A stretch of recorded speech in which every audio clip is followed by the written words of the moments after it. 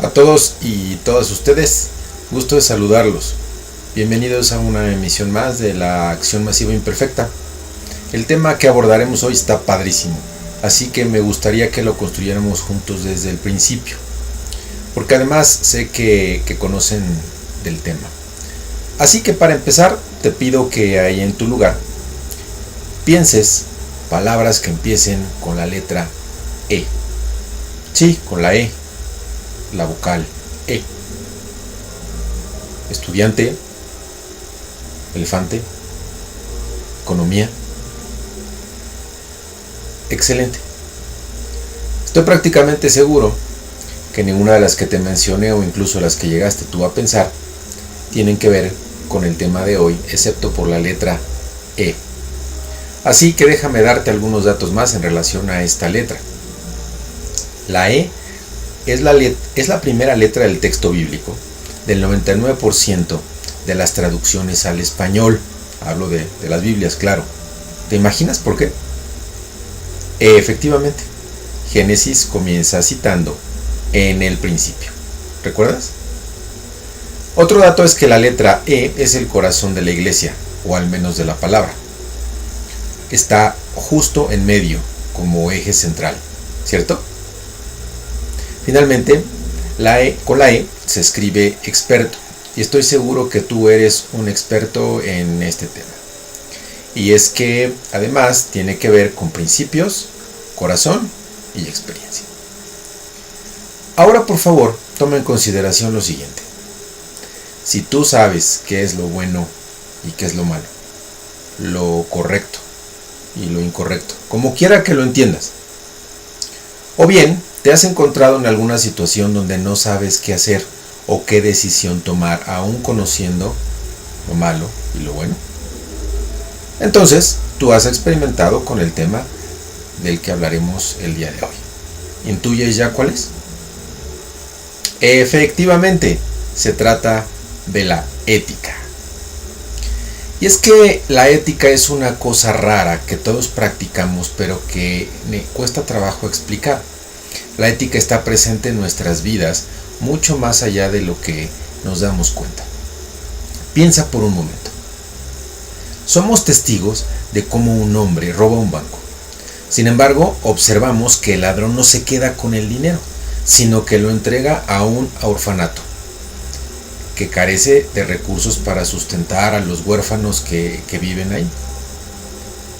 Podemos denunciar el robo, desde luego, pero si lo hacemos, es probable que el dinero que iba a ir al orfanato para alimentar y cuidar a esos pequeños, a esos niños, pues tenga que ser devuelto y por ende ya no llegue a ellos. Quizá para ti la respuesta es simple y sencilla, o quizá no, pero lo cierto es que estas situaciones son muy frecuentes en nuestra vida. Y como dije antes, estoy cierto que tú eres un experto en el tema. Etimológicamente, experto significa que ha acumulado experiencia al respecto, que lo ha vivido. Así que si te has encontrado en alguna situación como las anteriores, entonces bien podría decirse que cumples con la definición. El término ética proviene de la palabra griega ethos, que originariamente significaba morada, lugar donde se vive, y que terminó por señalar el carácter o el modo de ser de alguien. La ética se ha estudiado desde los tiempos de Sócrates, de hecho es considerado el padre de la ética, y en términos generales se refiere al conjunto de costumbres y normas que dirigen el comportamiento humano en una sociedad. Importante estos aspectos, no los pierdas de vista. La definición que Raúl Gutiérrez Sáenz proporciona en su libro Introducción a la Ética me ha gustado para los fines de esta exposición y te la comparto brevemente. Aquí tengo el material. Dice así: la ética es una ciencia práctica. Práctica significa aquí que está hecha justamente para realizarse en la vida diaria. A diferencia de otras ciencias, las llamadas especulativas o teóricas, la ética es una ciencia cuya finalidad principal está en la realización de esos conocimientos.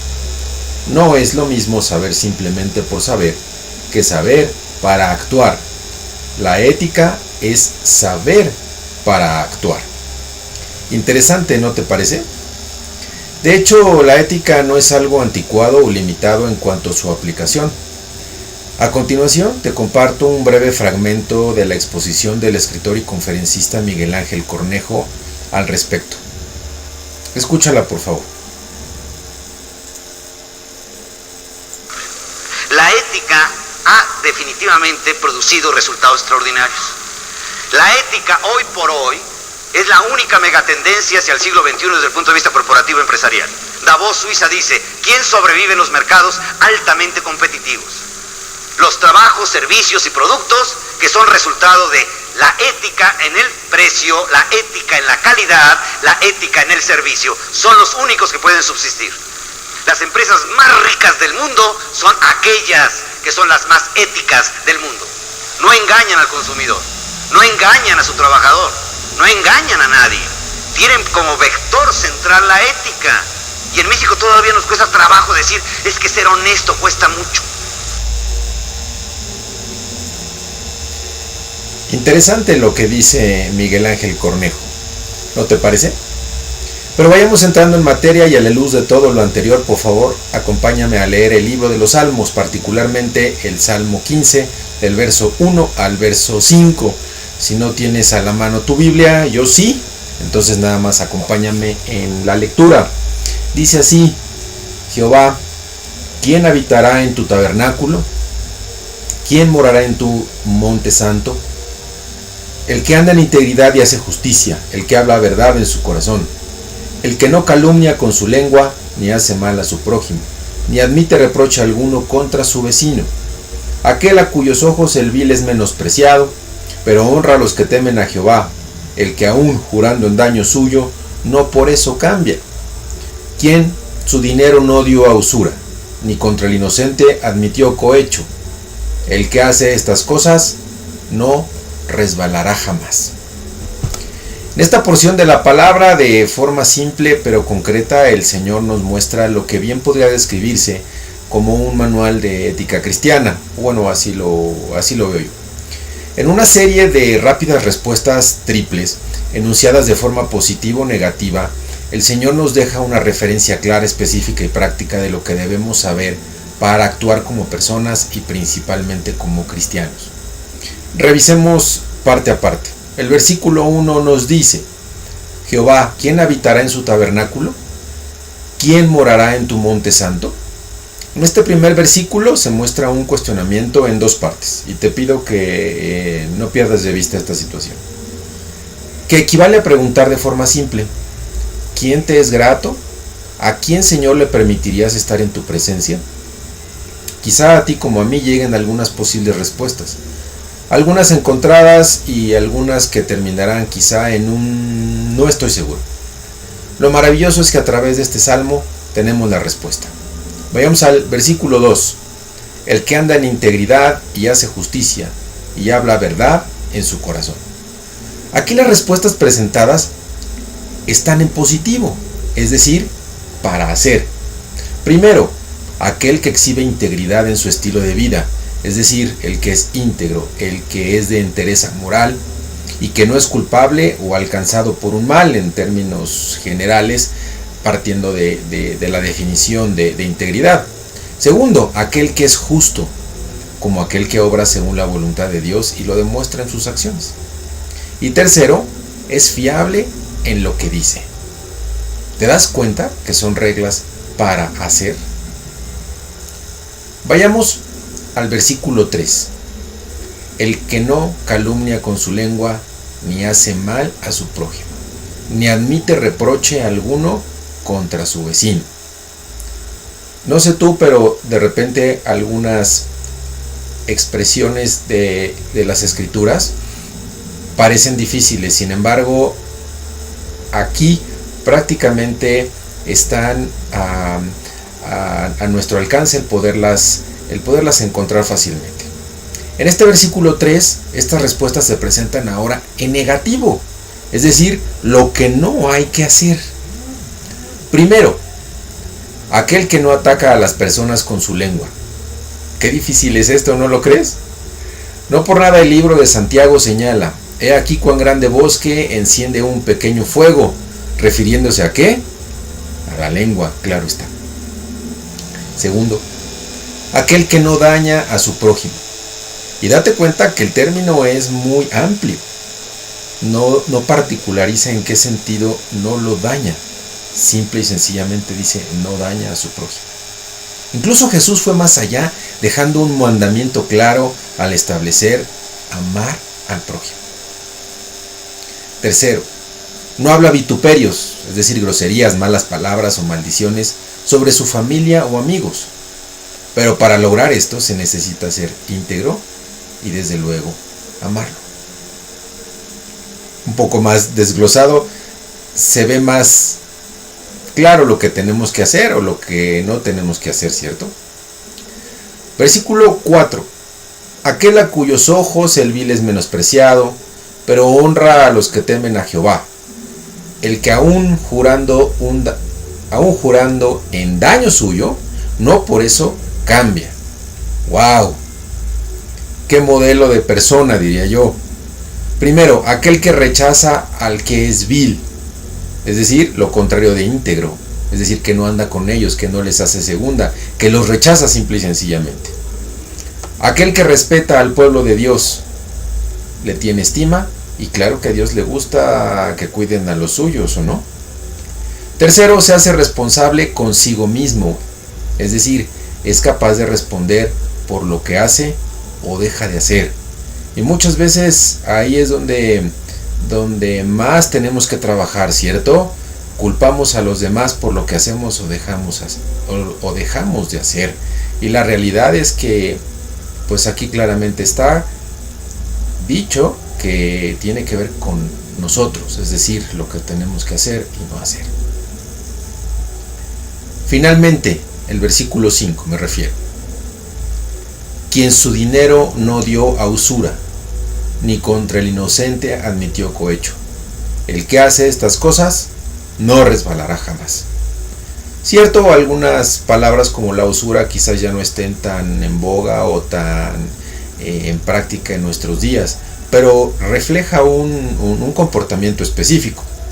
Mira, primero, aquel que no es inconstante y para quien el dinero no es un medio para afectar a otros.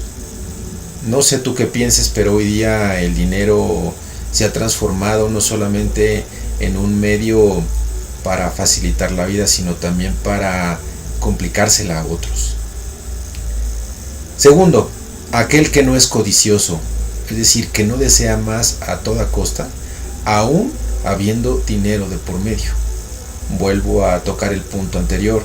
En esta época el dinero parece ser un imán, aquello que debe perseguirse o debe ser perseguido por encima de cualquier cosa, incluso de las personas. Tercero, aquel que no puede ser comprado, no corrupto.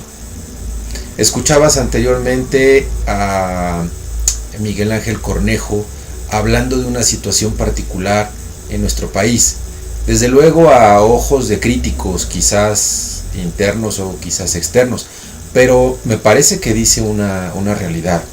Y la corrupción es una situación particular que tiene que ver con nosotros, que tiene que ver con un actuar o que tiene que ver con un no actuar en un sentido quizás negativo.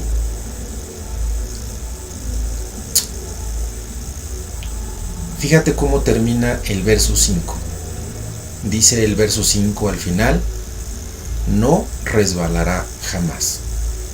Muchas veces caminar recto es complicado, pero lo que aquí asegura la palabra de Dios es que si tú observas estos comportamientos, es decir, si actúas o dejas de actuar conforme nos ha planteado este salmo tan padre, no resbalarás, es decir, no solamente tu camino irá bien, sino que no te caerás, no darás pasos en falso, ¿no? Yo me imagino cuando uno se resbala con cualquier superficie, lo que pierde es la forma, lo que pierde es la paz por el momento, lo que pierde es todo el foco del momento en el que está viviendo, ¿cierto? Entonces dice la palabra de Dios que cuando actuamos o dejamos de actuar de esta manera, no resbalaremos jamás. Las indicaciones antes escritas afectan directamente tu accionar. Ya lo he comentado antes. Pero me parece muy simple lo que Dios establece para hacer y no hacer. De tal manera que ahora ya sabes quiénes son los que habitarán en el monte santo de Dios. De manera que pudiéramos decir que aquellos que ostentan cierto comportamiento, ¿te acuerdas que decíamos que de eso trata la ética? Y no con aquella cosa nebulosa o rara, sino aquellos que ostentan esos comportamientos tendrán la posibilidad de habitar el monte santo de Dios. ¿Tú te imaginas esa posibilidad de estar en el disfrute de la presencia del Señor?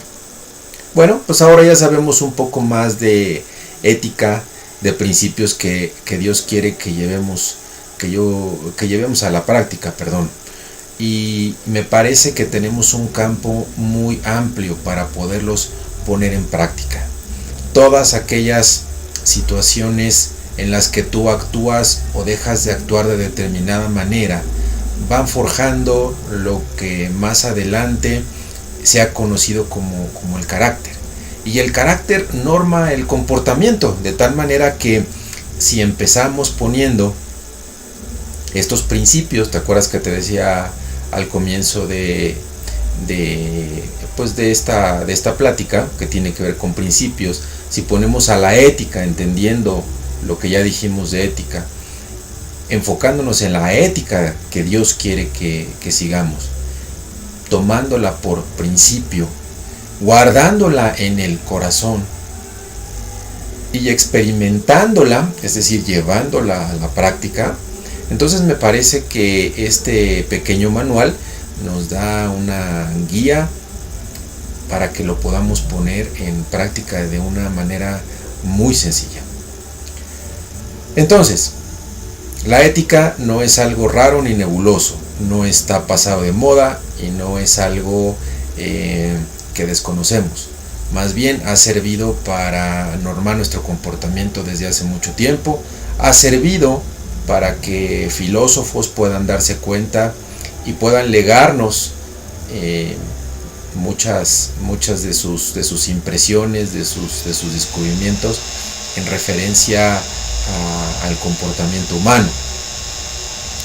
Entonces, si retomamos todo esto, lo confrontamos a la luz de la palabra, tendremos, creo yo, una forma práctica, una guía sencilla que podremos no solamente practicar, déjame ser redundante, sino compartir con aquellos a quienes tienes cerca de ti, tu círculo de influencia me refiero. Entonces, para concluir, te diría yo, la ética no solamente sirve para normar tu comportamiento, sino para poder influir desde tu comportamiento en un actuar o dejar de actuar conforme a la palabra de Dios en aquellos a los que puedes influir. La palabra dice que la palabra de Dios, claro, dice que hemos de ser como la sal, ¿cierto? Hemos de poder influir en aquellos que tenemos cerca. Mateo, en el libro de Mateo, se establece la gran comisión, o conocida como la gran comisión, de ir a ser discípulos. Y el ir a ser discípulos tiene que ver no solamente con llevar el evangelio y las buenas nuevas de salvación, sino con compartirles que la ética que nos pide Dios es muy práctica y es muy fácil de llevarla a cabo si nos mantenemos en ese camino recto, si nos mantenemos a la luz de su palabra. Finalmente, estoy seguro que en muchas circunstancias de tu vida has enfrentado dificultades, algunas de ellas éticas como las que te platiqué hace rato. Pero ten por seguro que si te acercas a Dios y le permites a Jesús guiarte, las respuestas que buscas estarán a tu alcance. Nos vemos en la siguiente emisión. Que Dios te bendiga.